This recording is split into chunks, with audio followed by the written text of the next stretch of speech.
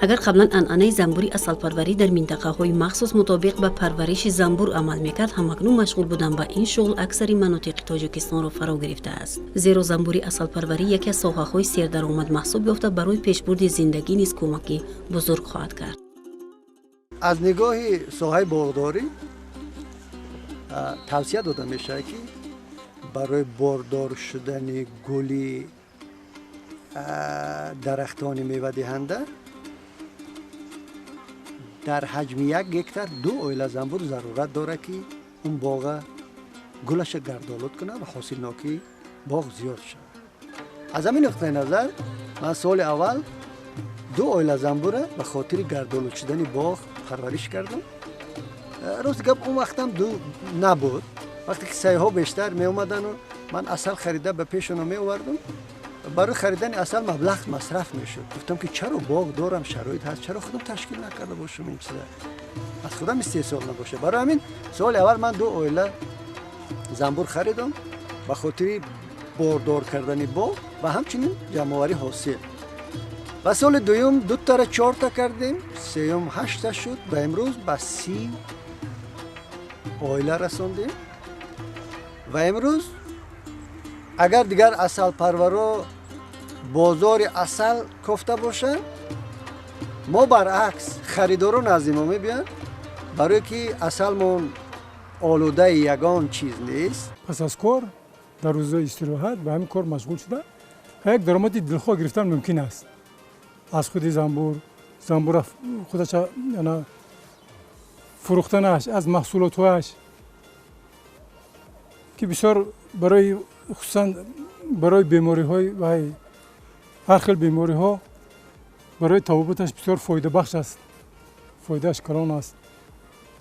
اگر نوبر کنیم که شیر زنبوری اصل، بعد گرد زنبوری اصل، گرد گل پیرگی میگرد روستش، باید مومیای زنبوری اصل و خود محصولات اساسش اصل که اصلا هم چندون نمید می شود. اصلی گلی زردالو می شود، اصلی من رستنی های اوغال می شود، از سیاه دانه می شود که هر کدامش برای هر خیل نمودی کسلی ها چندین نمودی دیگرش هست که برای هر نمودی کسلی ها فایده آور هست.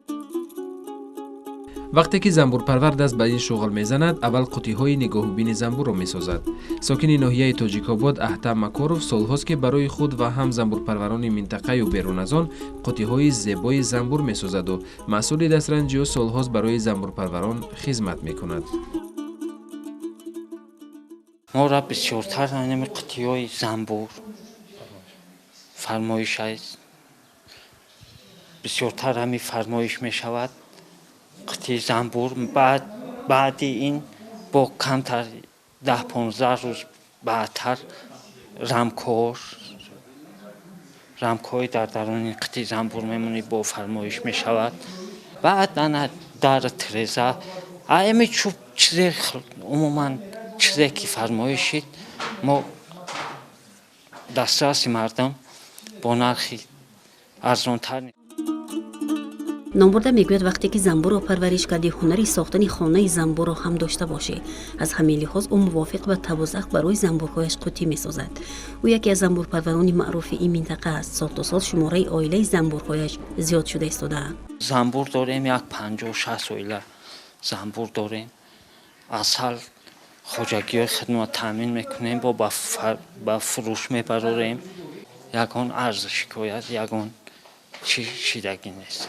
خدمه میبریم، رحمت کجای میریم سربلند. پرورشش تاریخ بسیار دارد. از قدیم سر کرده و پیش آدمو من این قوطی نداشتن، من خیلی درختای موبایلش چقور میکردن انا همونجا بعد زنبور زندگانی میکرد درختای درون درختو و اینا با گذشت وقت تکون اینا قوطی ساختن اینا هم ساختن پیش این نبود فقط زنبور بود اصل میگرفتن لیکن درون درختها با همین کووکی ها و چیز میکرد خونه میکردن بسیارتر در وادی رشت در غرب با بسیار همه زنبورچی ها در همونجا بودن بعد این وادی قراتیگین با در جای ما کم بود در همونجا اومد تاجیکستان با کم بود پس از اون که جناب عالی محترم پرزیدنت ما با همین کار با مردم جلب کردن با همین مردم مشغول شدن این زنبور اویله های زنبور اصل با چند صد هزار حاضر در همین در تاجیکستان رسیدگی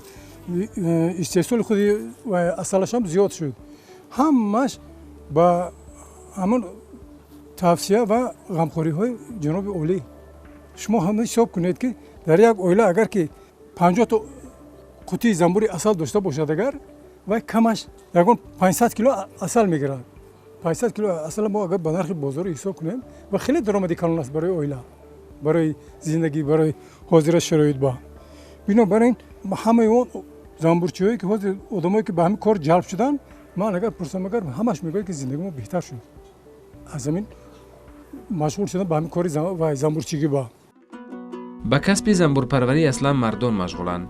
бобои абдусаттор муродов сокини деҳаи сари хосор ба синни сол нигоҳ накарда ҳар рӯзи худро бо нигоҳубини занбур сипарӣ мекунад. ба қавли номбурда кор бо занбурҳо талаботи хосро талаб мекунад. занбурҳо ҳам мисли инсонҳо зиндагӣ мекунанд.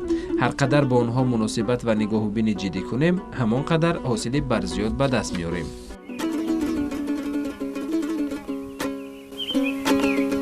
ما 30 سال 35 سال در همین زنبور سر کار داریم کار میکنیم مهنت میکنیم توبی سری خسار همه علفا و طبیعتاش فایده‌ناک است گل‌های قیمت‌ترین دارن همه چیز انا ما همه قطعی سر کار گرفته زنبور قطعی مهنت کرده روزای همون کم بودی دا ما را روز خروزمون همه ای حسابی همه زنبور های اهل اویلا همه خورد خوراک باشه ما مثال 10 فلک اصل میگیریم گوه سال 15 فلک میگیریم سالای خیلی کم شوه 7 فلک میگیریم همه با بازار دیگه ها نمیبریم بازار دنقره میبریم ای سری خسار گفته همش انالیز میکنه که اصل تازه میروید انا ما همه 6-7 فلک اصل در بین 15 روز میفروشیم ایوی تازگیش کشیدن نبود نمیکنیم طبیعت این کریستان همش فایده‌ناک است همه چیزش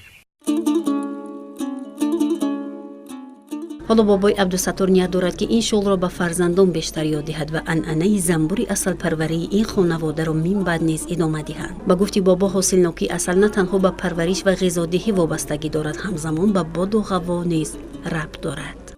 سال طبیعت شروع بیا اصل خوب میگیریم سال باروندگی با کمتر وستر شوه با کمتر میگیریم حقیقتی ایرو حسابی همی زنبور ما زندگانی میکنیم سهریا هم میخیزیم روز گرم شد زنبور در سر کار میگیریم تازه میکنیم از شکارا نریشا میبریم با برای اون که همی خهر نکنه گفته خهر کرد همی درختو دا میشینه قریبیو دا اگر همون روز خهر کرد ساعت 10 دا خهر میکنه تا ساعت 10 روز دیگر همون درخت میسته اگر دایره کنی به همه خونه میگیریش نگیریش خهر میکنه میره زنبور بسیار میشوه رمکش کمی میکنه مثال زیاد کشید انا مادر کنگیشا میگیره زنبورو خهر میکنه زنبوری کوری پگزه خهر میکنه انا اون بچه دایشک میسته همون با که که همون مدکه کشی است برای او را مدکه او برای او مادر شوه اون زنبوری کوری را میگیره خهر میکنه میره اگر بقب کنی میگیریش یاشک ده میدوریش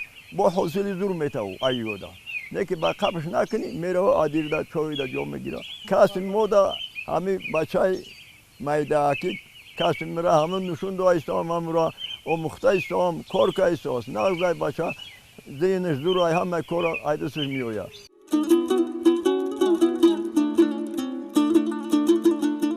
اصلا هر زنبورپرور پرورش زنبورها را هر گونه منیداد میکند. اصل استحصال کرده آنها نیز از هم تفاوت دارد. من همین حوزی وقتی زنبور جدا کنی یا اویله یا اویلی دیگه کدام ممکن. در فصل زمستان تیاری در تیرماه دیدن در که یکون خوراکای زنبور تامین باشد دویمش همون داروها کدایی باشه махсус дору ҳастай дору мезананд доруш кадаги чихеле ки кӯдакоя мекунанд кӯ бай ҳамин занбур бам тирамоҳ ба дору мекунанд хӯрокеш ҳаст дору кадаги ҳамин хушро када маҳкам када гарм нигоҳ медоранд тамом рӯзҳои афтобӣ ҳатто мебурад занбур бо медаро берун барф ҳам боша афтоб боша занбур даробуро кадан мегирад.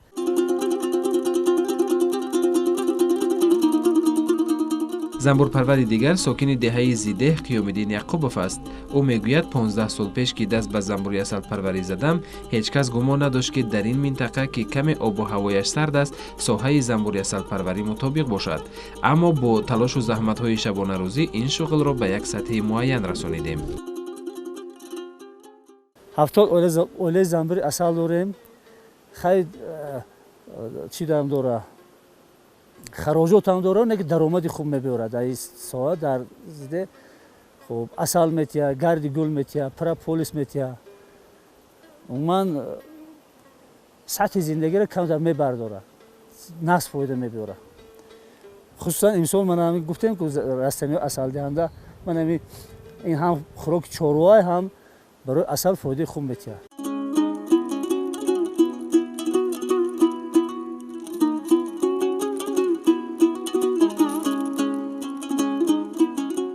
ӯ мегӯяд ҷойгиршавии оилаҳои занбур барои афзоиш ёфтани онҳо мувофиқат кард. ҳар як оилаи нави занбур қариб 30 то 36 килограмм асал тайёр кард. аз ҳамин лиҳоз хулоса баровардан мумкин аст ки таъмини оилаҳои нави занбур барои беҳтар кардани занбури асалпарварӣ дар ҷамоати Зидеҳ саҳми худро гузошт. дар асос дастури ҳидоятҳои пешвои миллат дар бораи рушди соҳаи занбурпарварӣ мо ҳамин чиза пешдасти кори худ кардем. ҳамин чиза ба шавқ буд гирифтем ҳамин кора сар кардем. аввал аз 2 оила ба 4 оила ба ҳамин хел зиёд кардан гирифтем. то 70 оиларо даромад нақд шуд. ҳамин чиза мо мана сарукор карда истодем. гуфтем ки 15-16 сол шуд мана ҳамин чиз мо зарар надидем. ҳозир мана чӣ хел дида истоде. ман ҳамин ҳозир рӯшноӣ ҳамин асал кам оварда истодем. ба қавли номбурда оилаи занбур тобистон ки давраи асосии асалгирӣ фаро мерасад хеле калон то 80 000 мешавад. дар баҳор шоҳзанбур ба шонҳо тухм мегузорад ки аз он кирмина ва зояча, занбури корию нарзанбур инкишоф меёбад. тирамоҳ шумораи занбурҳои оила кам мешавад. занбурҳои корӣ қисман мурда, занбурҳои нар аз кандур ронда мешаванд. тартиботи оилаи занбур ин ҳамчун давлатдорӣ аст.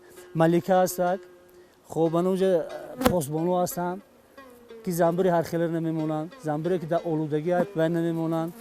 хуб инҷа канизако ҳастанд, корагаро ҳастанд, мана бодаҳавосанҷош ҳастак, бетоншӯро мегӯянд мана гарди гӯла меморанд, асал қади алдраш кара дар ҳамон ячейкҳо мемонанд. тухма вай мекунанд, таъмин мекунанд. тухма бо ваёш ҳастанд ки об мекашанд, вентилясия дора. ҳозир ман ҳаминҷо агар рӯй кунӣ чунон шамоле мезанад ки гармида вентилясия ҳаворо хунук мекунад, салқин мекунад, шамол метиҳад.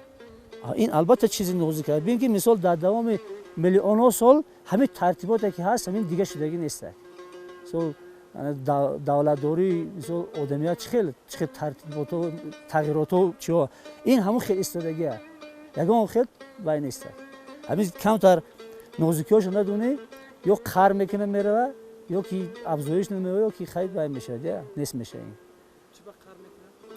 ин ҷош ки танг шуд қар мекунад. сари вақт агар мисол рамка намондӣ ё ки мана боди ҳаво агар бисёр безеб шид ё ки бехӯрокамон ин занбур қар мекунад. писараш Исо аз тарафи дигари ин мавзеъ занбур мепарварад. агар қаблан бо падар дар ин сам кӯмак мекард, ҳоло худаш мустақилона ин корро анҷом медиҳад.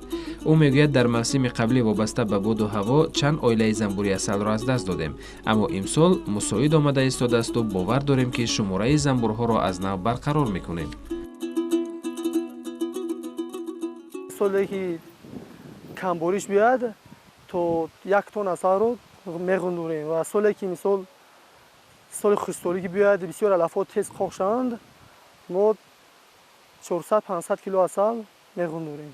توسط این ما هم زندگی رو پیش میبریم، هم بازارهای داخل جمهوری رو با عسل تامین میکنیم. اساسا در شرایط کوسور بسیار نمودی رسانه‌های شفابخش هستند که به حد عسل مثلا خاصیت شفابخشیش به نسبت بلند است و در اینجا رسانه‌های عسل دهنده خیلی زیادن. این چنین رسانه‌ای که آدم‌ها خودشون کش میکنن و مانند قطره بارون، رشقه و اون رسانه‌ها رو هم عسل میدهند. این با مثلا رشد رواج دادن یامیز سوی زنبوری عسل پروری شرایطی مساعد است. در دهه ما مقدار زیادی عسل پرور و زنبور پرور هستند که اونها دویم به همین کار خود اونها سر کار دارن، زندگی خود رو از همین کار اونها دیده ایستادن.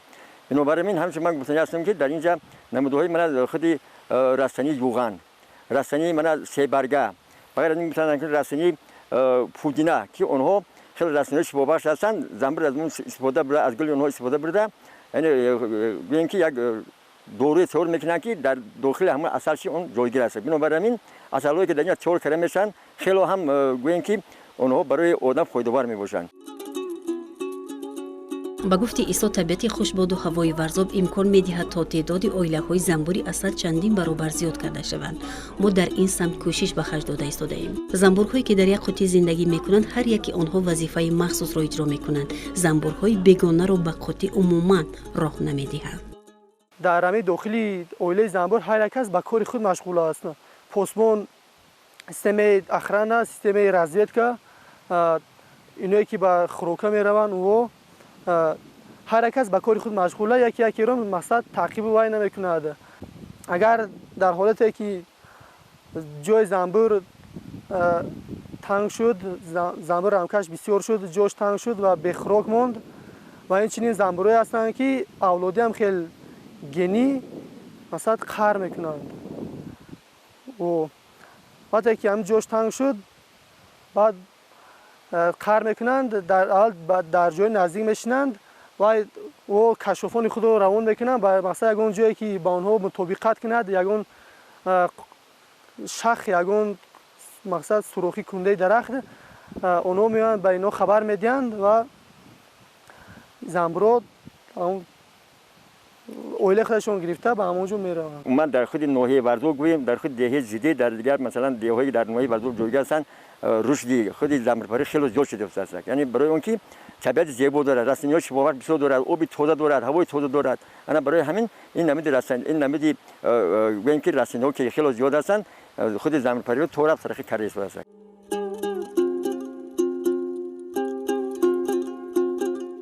اویله زنبور نصف عسل در تابستان ذخیره کرده خود را خورده زمستان می‌گذراند. بهترین اویله زنبور وابسته به فراوانی رستنی‌های عسل‌آور در موسم تا 130-150 کیلوگرم عسل می‌گذارد. 100-120 کیلوگرم آن را برای خوراک زمستانش می‌گذراند.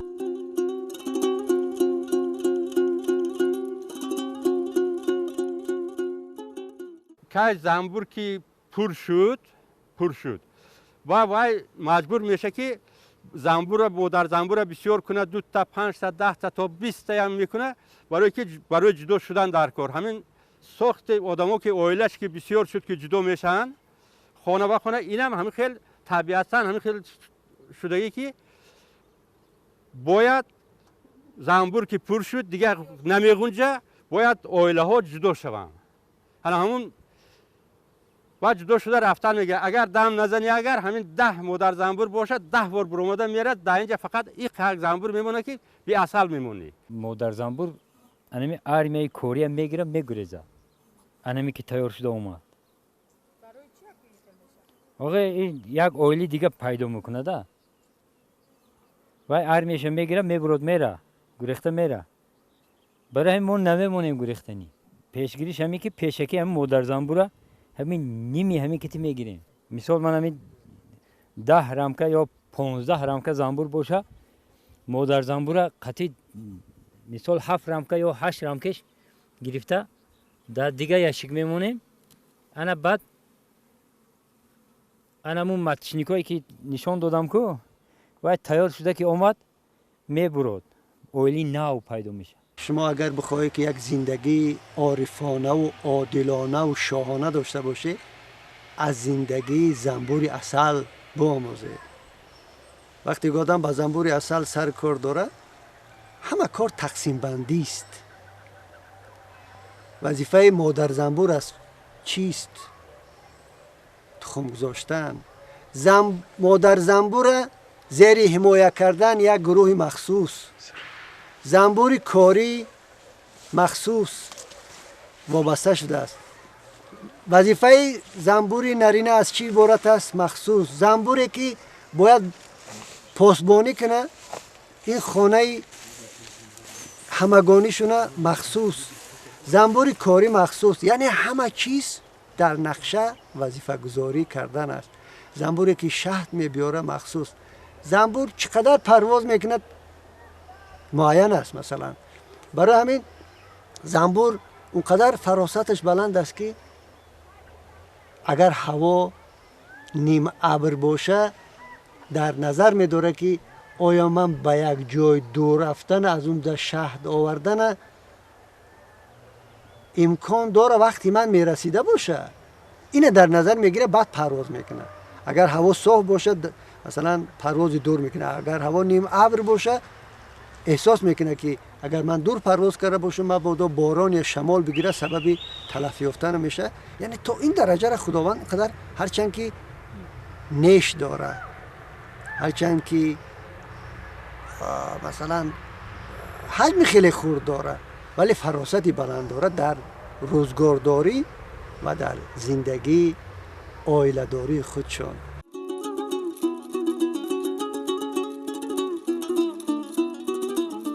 با نظرداشت آنکه 93% جمهوری را کوهستان اشغال می‌کند، برای تشکیل و پرورش نمودن زنبور عسل قلای میباشد. ذخیره‌های زیادی رستنی‌های عسل دهنده جمهوری که زیاده از 4 میلیون گکتار را تشکیل می‌دهد، امکان دارد که زیاده از 60,000 عائله زنبور عسل پرورش کرده، سال 18,000 تن عسل از جهت اکولوژی تازه و مقدار زیادی محصولات دیگر زنبور عسل از قبیل موم، گردگل، شیر ماده زنبور، شیرش و زهر زنبور استحصال کرده شود.